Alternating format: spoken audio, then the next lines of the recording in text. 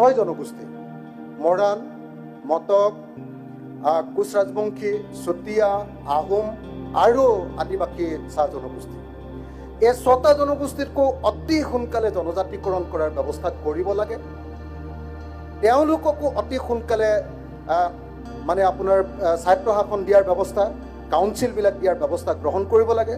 আৰু লগতে কলিতা জাতি আৰু নাথ যোগীয়ে জনজাতিকৰণৰ যি প্ৰশ্ন উত্থাপন কৰি আছে, সেই প্ৰশ্নকো ভাৰত চৰকাৰে বিবেচনা কৰি অসমক অতি সোনকালে জনজাতি ৰাজ্যৰূপে ঘোষণা কৰাৰ ব্যৱস্থা কৰিব লাগে।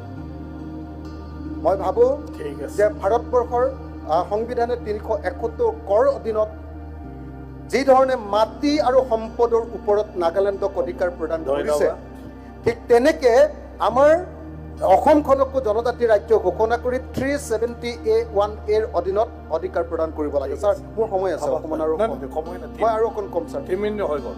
এতিয়া ছাৰ, ইয়াত যিটো আনিছে, ইয়াত যিটো প্ৰভিজন আনিছে ছাৰ সংশোধনীৰ কাৰণে, মই এটা বাক্য পাঠ কৰি আধা বাক্য পাঠ কৰি দিলে কথাটো ওলাই। এইটো প্ৰস্তাৱ আহিলে হয়, এতিয়া আমি দেখিছোঁ যে ইয়াত যিটো আনিছে, ইয়াত কৈছে যে হি মে এজিউম টু হিমছেল্ফ, গভৰ্ণৰে কি কৰিব পাৰিব, himself all and any other powers and functions of the General Council and the Executive Council and appoint such person or interim committee or any authority as he may specify who shall exercise the power. দুটা বস্তু কৈছে। 1 number কৈছে যে আপোনাৰ গভৰ্ণৰৰ হাতলৈ ক্ষমতা যাব আৰু গভৰ্ণৰে কাৰোবাক দিব পাৰিব। মই ভাবোঁ যে এইটো স্পেচিফাই কৰি দিব লাগে, যিখন মানে ইলেক্টেড কমিটি আছে তেওঁলোককে এটা ইণ্টেৰিয়াম পিৰিয়ডৰ কাৰণে তেওঁলোককে সেই ক্ষমতাটো দিব লাগে। তাত গভৰ্ণৰ বা অন্য কোনোবা মানুহ বা কোনোবা অফিচাৰক যাতে সেইটো ক্ষমতা প্ৰদান কৰা নহয়, তেতিয়াহ'লে এইটো আনডেমক্ৰেটিক হ'ব।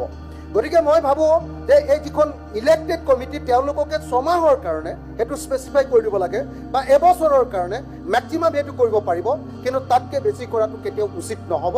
আৰু আকৌ যাতে ইলেকশ্যনৰ প্ৰভিজনটো আহি যায় তাৰ কাৰণে, নহ'লে আজিৰ দিনটোত আজি ডাক্তৰ ৰনোজ পেগুহঁতৰ যিসকলে কাউন্সিল চলাই আছে, তেখেতসকল বিজেপিৰ লগত আছে কাৰণে সুবিধা হৈছে। কাইলৈ কিন্তু যেতিয়া কথাটো উল্টা পুল্টা হৈ যাব, তেতিয়া কিন্তু একদম উল্টা হৈ যাব, আকৌ গণ্ডগোল, একদম ডাঙৰ গণ্ডগোল হৈ যাব। আকৌ যেতিয়া চৰকাৰ বেলেগ আহিব, তেতিয়া কিন্তু তেওঁলোকে চুবলৈকে নাপাব শাসন। তেতিয়া হয় ব্যুৰ'ক্ৰেটে, নহ'লে সেই ৰুলিং পাৰ্টি।